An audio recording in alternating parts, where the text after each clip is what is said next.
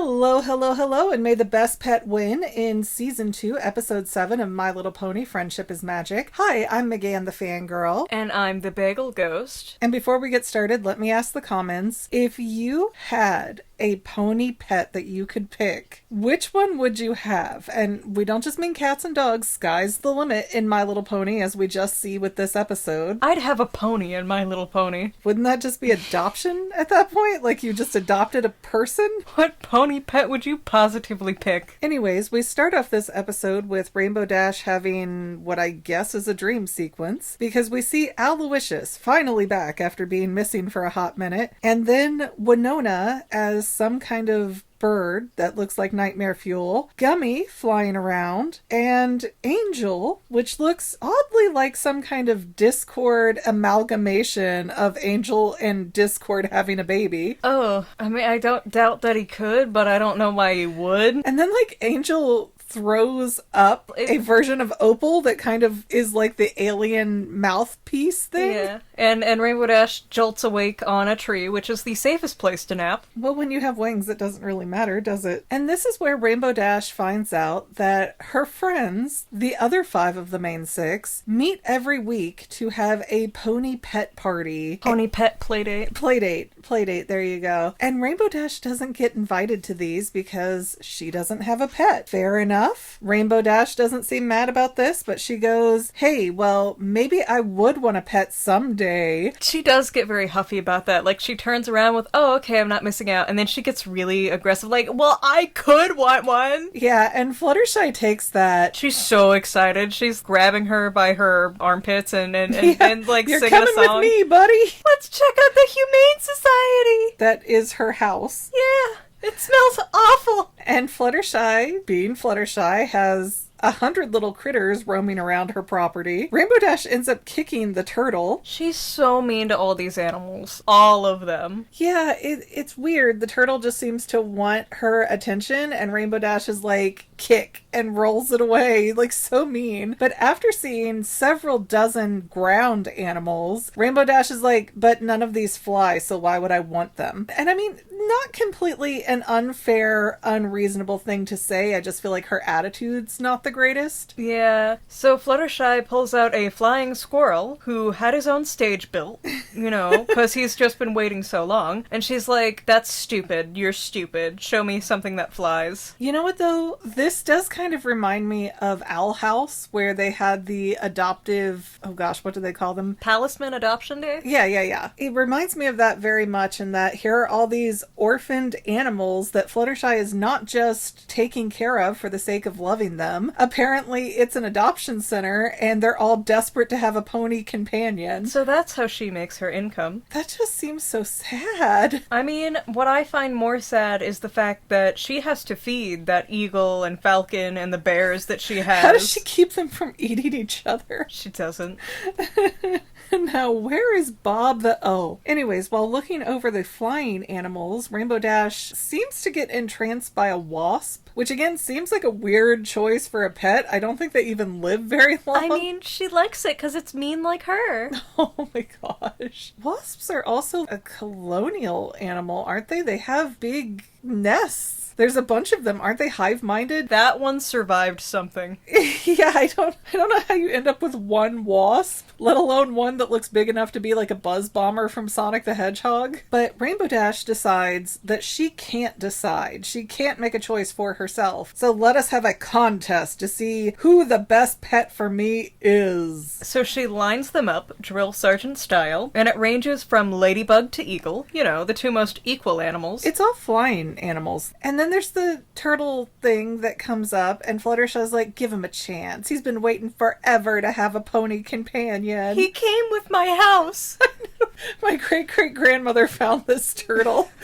That's why we're stuck on the land. We feel too bad for him to leave him behind. But after a lot of coaxing, Rainbow Dash is like, fine, the silly turtle can compete. I don't care, he's not gonna win. Doesn't matter anyways. And Rainbow Dash makes a point to be mean to this turtle. She gets in his face and is like, now listen here, don't be getting any ideas. You're not gonna win this. Yeah, she keeps kicking it and pushing it. She squashes it at one point. It just seems so unnecessarily rough. Rainbow Dash is not the kind of girl who needs a pet, and we don't need to sell this idea that everyone's pet worthy. And this is true. I had not realized before this until they had them all lined up together that every other pony did have a pet except Rainbow Dash, but not everybody is meant to have a pet. Not everybody is gonna care for a pet properly, and that's okay to know your limitations. Like, Rainbow Dash lives on a cloud. How's she gonna take anything up there with her? She's gonna fly it up. Yeah, but it's not solid. It's not like she can pick up any pony and take it up there with her and they can walk around her house. I thought only the Pegasi could move around on the clouds. In a later season, we do get to see inside of Rainbow Dash's house, and we do see Tank the Turtle in there somewhere doing something, so I think he's fine. Well, you're giving away the ending here. But this show's been out for like 15 years. But yeah, if you didn't know, if this is a surprise episode for you, Rainbow Dash does end up picking the turtle for begrudging kind of weird reasons. But we're going to get to that because during the, I don't know, Hunger Pet games that she's set up here, Rainbow Dash has a speed competition, a race, and the Falcon wins that. The Hummingbird wins agility. I'm mad about the Hummingbird because she coaxed the Hummingbird to give her a high five and then did, and it fell a little bit, and she's like, I'm taking points off for that. Like, you did that! You did that! That was you! In that same scene, she, like, comes down to the turtle when he's trying to jump, but he can't because he's a tortoise. And she's like, you know what agility is? Not that! Yeah, she's not great. I wouldn't leave her to babysit, and I would not let her get an animal if I was running an animal facility.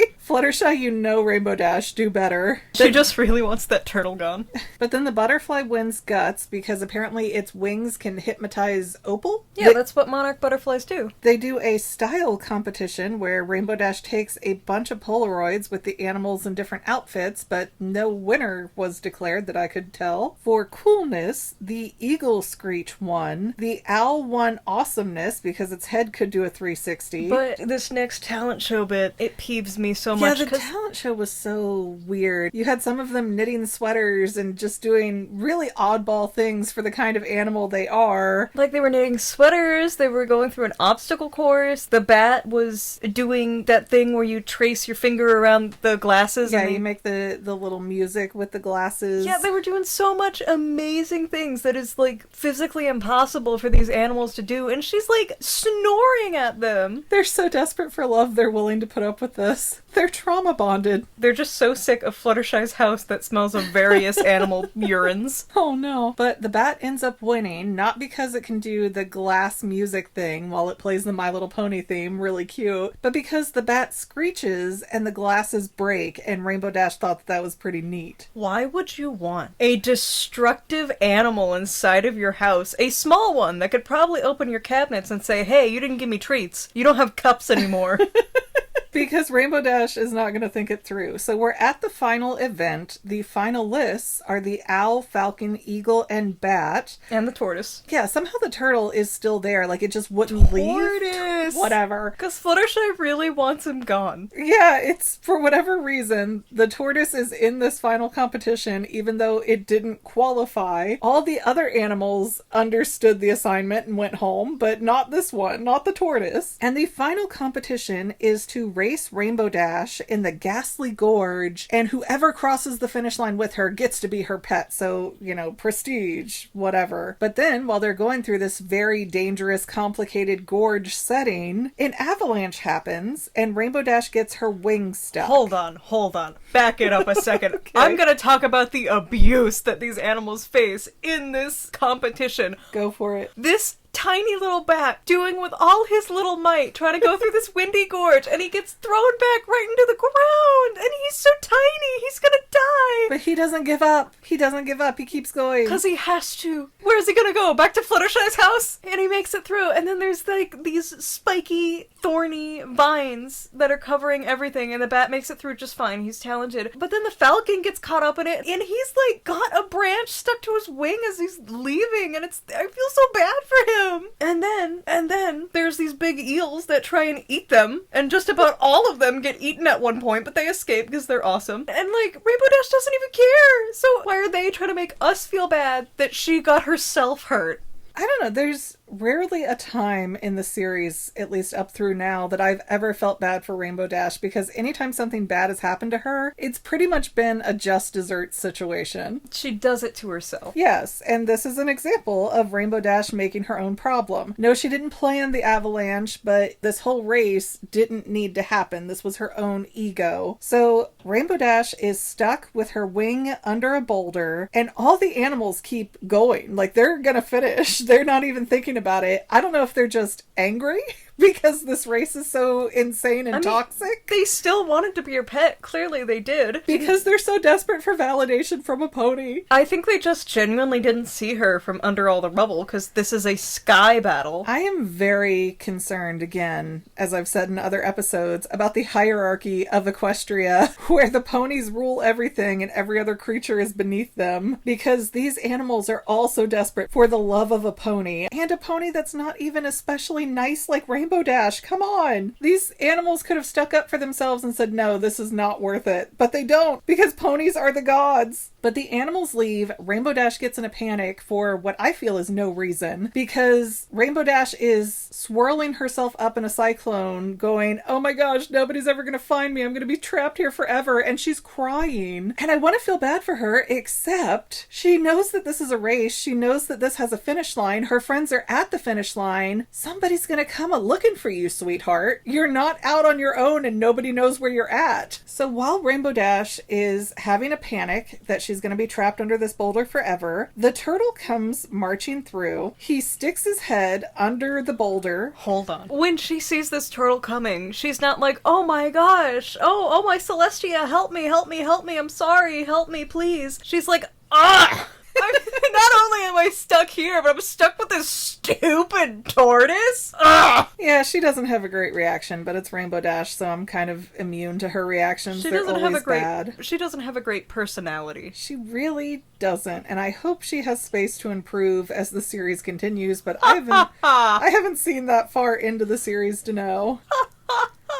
Every toolkit needs a hammer. I mean, they needed one pony with a really abrasive personality to show that there's more than one way to be a girl. You know, and like those variety packs of candy or ice cream or whatever, where there's like all these great flavors, and then there's this one shoddy, trashy one that you can't give away. Lemon. That's Rainbow Dash. Jeez. Make us anti-Rainbow Dash fan art, guys. Anyways, the tortoise digs a little hole, kind of similar to how Rarity was digging with the Diamond Dogs, just sticks his head in the hole, and then uses himself like a car jack and lifts the boulder up off of Rainbow Dash's wing. And at the same approximate time, we cut over and see the other flying animals cross the finish line. And Twilight pulls up some binoculars going, something's not right. And Fluttershy's like, where is Rainbow Dash? And Applejack looks and goes, there's been an avalanche in the gorge. And none of the animals react. Yeah, nobody's rushing to help her. But I don't understand why they needed the binoculars to see where Rainbow Dash was when she was literally 30 feet in front of them riding on the turtle. Tortoise, whatever. Not whatever. They're different. They're different. And might I add, somehow in that tortoise's shell, he had a first aid kit because Rainbow Dash is bandaged up on the way back into this finish line. And it's not even like a throwaway sight gag. She's bandaged for the rest of the episode. Yeah, and it's a cute little ending because they move the finish line, the goalpost, so that the tortoise can cross it easier and quicker. And then Fluttershy's like, hey honey, let's meet your new pet. The falcon won the race. And the falcon jumps on Rainbow Dash's flank, all proud of himself. And Rainbow Dash is like, yeah, about that. I said the winner would be whoever crossed the finish line with me. And the falcon's like, oh no. Yeah. And she goes on this guilt trip for this poor bird. Like, well, none of you stopped to help me, so you can't be my pet. Yeah.